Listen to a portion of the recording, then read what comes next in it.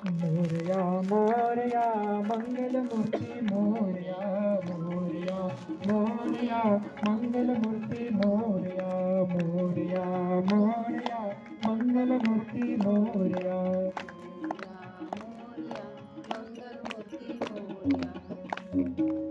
अहो तो सुख करताय, तो दुःख हरताय, आपण त्याला शरण जाऊया. गणराय आपला गणनायक, आपला गणपतीच आपल्याला याच्यातनं काहीतरी मार्ग काढेल. चला सगळे देवादिदेव गणरायाकडे गेले आणि गणरायाला साकडं घातलं. गणराय अहो हे असं काहीतरी झालेलं आहे हो विचित्र. अहो रावण समजा तिथपर्यंत पोहोचला,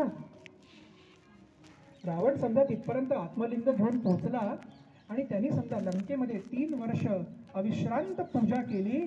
अहो साक्षात देवादिदेव महादेव आणि रावण एकरूप होऊन जातील हो. म्हणजे रावणाला हरवणं शक्यच राहणार नाही. आणि रावण आजच इतका अत्याचारी आहे, तर तेवढं झाल्यानंतर तो किती अत्याचार करेल. काहीतरी आपल्याला उपाय शोधलाच पाहिजे. गणनायक गणपती सांगतात, अहो इथे युद्ध करून काही चालणार नाही. का? युद्ध याच्यासाठी करणार नाही, कारण की रावणाला हे आत्मलिंग मिळालं कसं आहे हे तुम्ही बघा. रावणाने ते आत्मलिंग चोरलंय का? समजा कोणी आत्मलिंग चोरलं असतं तर आपण युद्ध करून ते वापस पण मिळवून आणू शकलो असतो. पण रावणाला हे आत्मलिंग तप केल्यानंतर मिळालेलं आहे. भगवंतानी आधीच आपण पूर्वरंगामध्ये त्याच्याबद्दल विचार करून आलो. भगवंतानी 16व्या अध्यायात सांगितलेलंच आहे, अभयम सत्व संशुद्धेर ज्ञान योग व्यवस्थिती दानंदमश्च यज्ञश्च स्वाध्याय तप आर्जवम. तप हा एक गुण सांगितलेला आहे. आणि समजा तप केल्यानंतर भगवंतानी तुम्हाला त्याची फळाची पूर्तता दिली नाही तर या सामान्य जनतेचा तपावरून विश्वास उठून जाईल. म्हणून आपल्याला रावणाशी युद्ध करता येणार नाही.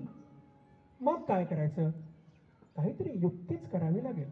अहो युक्ती कशी करायची तुम्हाला माहिती आहे का? रावण, अहो रावण कोण? अहो पुलस्त्य ऋषींचा पुत्र येतो. अहो तो दशानन आहे. काही छोटी मुलं भवनी आपण कुठेही कीर्तनाला गेलं की बुवांना फार अडचणीत टाकण्याचा विचार करतात. तेव्हा बुवा तुम्ही म्हणाले रावण दशानन आहे बरं का? हो हो दशानन. म्हणजे काय? अहो 10 तोंड असणारा. अरे बाप, मग तो रात्री झोपत कसा असेल? आणि त्याला टूथपेस्ट किती लागत असेल? आणि त्याला समजा कड बदलायची असेल तर कसं काय कड बदलत असेल त्याला 10 तोंड असताना? तर आपण फक्त एवढाच सांगायचं, अरे बाळा रावण दशानन आहे ना, एका माणसाला जेवढी बुद्धी आहे त्याच्यापेक्षा 10पट बुद्धी रावणाला आहे, म्हणून तो दशानन आहे. असं त्याला अर्थ समजावून सांगितलं की मुलांना लगेच कळतं. तर इथे गणराया पुढे एक आव्हान आहे की गणराय त्या दशाननाला आपल्याला हरवायचं आहे. कसं काय शक्य होईल बरं? गणरायाने म्हटलं बघू काहीतरी जमतंय का बघू. नारद देवर्षी आपण पुढे व्हा आणि रावण कुठपर्यंत पोहोचलाय जरा बघा बरं तुम्ही तिथे. देवर्षी पुढे गेले. नारायण नारायण. रावण पुढे पुढे जात होता. सूर्यास्ताची वेळ होत होती. रावणाला लगबग घाई होती की आपल्याला घरापर्यंत पोहोचायचं आहे. शिवलिंग जे आत्मलिंग शिवप्रभूंनी आपल्याला दिलेलं आहे ते आपल्याला जमिनीवर ठेवायचं नाहीये. कारण भगवंताचा काय आदेश आहे? नको ठेवू भूमीवरी, जोवरी पातली स्वतःची नगरी, 3 वर्षे पूजा करी ईश्वर तूच होशील. ते भूमीवर आपल्याला हे ठेवायचं नाहीये. मग काय करायचं? आपल्याला हे स्वतःच उचलून न्यायचंय. रावण लगबग घाई जात होता. तेवढ्या तिकडनं समोरून देवर्षींची स्वारी येताना बघितली. देवर्षी नमस्कार. नारायण नारायण. अरे रावणा, एवढ्या घाई गडबडीत कुठे बरं चाललास तू? म्हणे अरे देवर्षी तुम्हाला माहिती नाही का, मला भगवंत महादेव देवादिदेव महादेवांनी स्वतःचा आत्मलिंग दिलेला आहे. मला हे कदसई करून लंकेपर्यंत घेऊन जायचंय. माझ्या आईला त्याच्यावरती अभिषेक करायचा आहे. माझ्या आईचं व्रत आहे. मी आईला वचन देऊन आलेलो आहे की मी आत्मलिंग घेऊन येईल. आणि आत्मलिंग म्हणजे फक्त आत्मलिंग नाही, साक्षात उमारमण आहे. साक्षात शंकर पार्वती माझ्या सोबत आहेत. साक्षात कैलास आम्ही लंकेला घेऊन चाललोय. बरं का? अच्छा अच्छा वा वा. अरे पण रावणा, तुला एवढी सगळी सिद्धी प्राप्त होते, तुला एवढं ज्ञान झालं, याचा अर्थ तू कर्म करायचं नाही असं नाही होत. म्हणजे काय म्हणायचंय तुम्हाला देवर्षी? अरे मला तुला फक्त एवढंच सांगायचंय की वेळ कुठली आहे बघतोयस का? हो बघितली ना. ती काय तिथे संध्याकाळची वेळ आहे. अरे मग संध्याकाळी संध्यावंदन कोण करणार?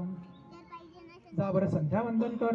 अहो देवर्षी, पण मी संध्यावंदन करायला गेलो म्हणजे मला हे आत्मलिंग खाली ठेवावं लागेल. नव्हे नव्हे नव्हे नव्हे, मला संध्यावंदन करता येणार नाही, कारण की मला आत्मलिंग खाली ठेवायचं नाही. देवर्षी सांगतात, अरे रावणा, संध्यावंदन नाही केलं म्हणजे कर्माची चूक. चुकीने समजा तू सुरुवात केली तर पुढे काय तू आत्मलिंगाची पूजा करणार? तुला संध्यावंदन तर करणं भाग आहे. बरं, मग काय करायचं? मग मला ते आत्मलिंग मी उचलून धरतो, तोपर्यंत तो संध्यावंदन करून ये. देवर्षी, तुम्हाला मी आत्मलिंग देणार नाही. मला तुमच्यावरती काही तेवढा विश्वास नाही. का बरं रे? अहो मला भगवंताने सांगितलेलं आहे की आत्मलिंग जमिनीवर ठेवू नको म्हणून. बरं बरं बरं, मग काय करतो? तेवढ्यात रावणाची तिकडनं लक्ष गेलं की मागून बाल गणेशाची स्वारी येत होती आणि बाल गणेशाने एक छोट्या बटूचं एका गुराख्याचं रूप घेतलं होतं आणि बाल गणेश तिकडनं धावत आलं. माझी ढवळी पवळी किती छान, माझी ढवळी पवळी किती छान, काळी गोरी मोरी सारी रत्नांची खान, काळी गोरी मोरी सारी रत्नांची खान, काळी गोरी मोरी सारी रत्नांची खान, काळी गोरी मोरी सारी रत्नांची खान, माझी ढवळी पवळी किती छान, माझी ढवळी पवळी किती छान, काळी गोरी मोरी सारी रत्नांची खान, काळी गोरी मोरी सारी रत्नांची खान, काळी गोरी मोरी सारी रत्नांची खान. ए बाळा, इकडे इकडे इकडे इकडे इकडे इकडे. काय झालं? इकडे ये म्हणे. कुठे चाललास तू? ओ मी गुराखी, मी छोटा बटू, मी आमच्या हे सगळ्या गायी आहेत ना, आता दिवसभर त्यांना रानामध्ये घेऊन गेलो होतो, आता घरी चाललोय आम्ही. बरं बरं, एक काम करतोस का?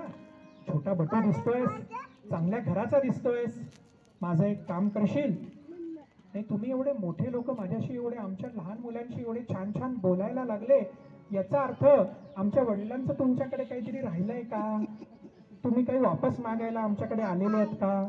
मोठी माणसं जेव्हा लहानांशी एकदम गोडी गुलाबीने वागतात म्हणजे याचा अर्थ ते आमच्याकडनं काहीतरी घेतात असा आमचा समज आहे.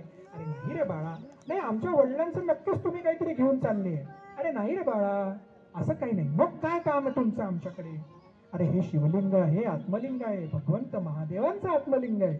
बरं मग काही नाही, हे आत्मलिंग फक्त तू उचलून ठेव, मी आत्ता इथे संध्यावंदन करून येतो, समोर नदी दिसतेच आहे. असं म्हणता? अहो पण माझं वय किती, ते आत्मलिंग कसं, मी कसं काय ते उचलून धरणार आहे इतका वेळ? नाही नाही म्हणे, बाळ शांतपणे मला फक्त थोडीशी मदत कर, मी ते संध्यावंदन आत्ताच्या आत्ता करून येतो, पण आत्मलिंग काही तू जमिनीवर ठेवू नको. गणराय म्हणतात, बरं असं म्हणता का, आत्मलिंग जमिनीवर ठेवू नये? बरं. अहो पण माझं वय लहान आहे, मला हे काही एवढा वेळ जास्ती धरता येणार नाही. रावण म्हणाला, मी आत्ता लगेच येतो, बरं काही जास्ती काळजी करू नको. बरं का, असं म्हणता? बरं, मी एक काम करतो, मी 3 वेळा हाका मारेल. समजा मी 3 वेळा हाका मारेपर्यंत समजा तुम्ही आले नाही तर मी आत्मलिंग जिथल्या तिथे जमिनीवर ठेवून चाललो जाईल. बरं मान्य? रावण म्हणे, मान्य. ठीक आहे, जा म्हणे तुम्ही. आता इथे आपल्याला वाटेल की गणरायाने बुद्धिचातुर्य दाखवलं. ते काय दाखवलं तर इथे एक छोटीशी मेघ सगळ्यांनी लक्षात घ्या. गणरायाने रावणाला सांगितलं, मी 3 वेळा हाका मारेल आणि 3 वेळा हाका मारल्यानंतरही समजा तू नाही आलास तर मी आत्मलिंग खाली ठेवणार. पण त्या 3 हाकांमध्ये अंतर किती हे काही गणरायाने रावणाला सांगितलं नाही. म्हणजे ते हाका आज, त्या 3 हाका आज एक, उद्या एक, परवा एक अशी पण असू शकते. किंवा गणरायाचं बुद्धी चातुर्य असं, रावणा माझ्याकडनं आता हे उचललं जात नाही. रावणाने तिकडे फक्त गायत्री मंत्र म्हटलाच आहे. थांब रे बाळा, मी आत्ता आलोच. रावणा दुसरी हाक, माझ्याकडनं काही हे उचललं जात नाही. रावणाने अर्घ देण्यासाठी पाणी हातात उंजळीत घेतलंच आहे आणि तो म्हणतो, थांब रे बाळा, माझी संध्यावंदन आता होतच आहे. रावणा ही 3री हाक, बरं मी तुला म्हंटल होतं 3 हाकेनंतर मी आत्मलिंग खाली ठेवणार. माझे सगळे मित्र घरी गेले, मला उशीर झाला, माझी आई खूप मारते, तुला माहिती नाही. मी ते आत्मलिंग खाली ठेवलं आणि गणराय तिकडनं पळाले पळाले पळाले पळाले पळाले वरती आकाशातनं सगळ्या देवऋषींनी सगळ्यांनी पुष्पवृष्टी केली. रावण जो चिडला पळत पळत पळत पळत आला. त्याने ते आत्मलिंग ओढण्याचं पूर्ण ताकदीने प्रयत्न केला. ते आत्मलिंग फक्त ओढल्या गेलं आणि गायीच्या कानासारखं झालं. म्हणून ते स्थळ गोकर्ण महाबळेश्वर. गोकर्ण महाबळेश्वरला साक्षात शंकरांचं तिथे आत्मलिंग असल्यामुळे ते एक पवित्र तीर्थस्थळ झालं. आणि रावण उदास होऊन शेवटी आपापल्या नगरी परत गेल्या. आपण याच्यातनं काय शिकलो की गणरायाने फक्त आपल्या बुद्धी चातुर्याने भल्या मोठ्या बुद्धिवंत रावणाला देखील परास्त केलं. म्हणून आपण गणरायाकडनं कुठला गुण घ्यायचा तो कोणता घ्यायचा. म्हणून नाथ महाराज पण विचारतात, गणरायाला काही मागायचं असेल तर काय म्हणतात नाथ महाराज. देवा लंबोदर गिरिजा नंदना, देवा लंबोदर गिरिजा नंदना, देवा लंबोदर गिरिजा नंदना, देवा पूर्ण करी मनोकामना, देवा पूर्ण करी मनोकामना, देवा लंबोदर गिरिजा नंदना, देवा लंबोदर गिरिजा नंदना.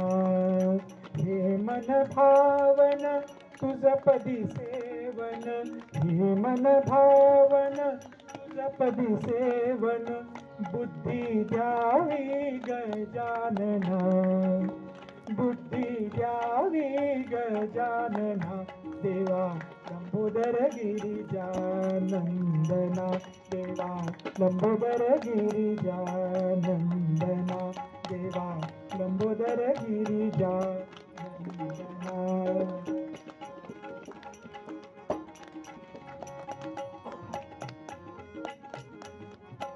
नंदना एका जनार्दनी पूर्ण कृपेने, एका जनार्दनी पूर्ण कृपेने, निशिदिनी यावे मम भजना, निशिदिनी यावे मम भजना, देवा लंबोदर गिरिजा नंदना, देवा लंबोदर गिरिजा नंदना, देवा लंबोदर गिरिजा नंदना, देवा लंबोदर गिरिजा, लंबोदर गिरिजा, लंबोदर गिरिजा नंदना. मंगलमूर्ती मोरया.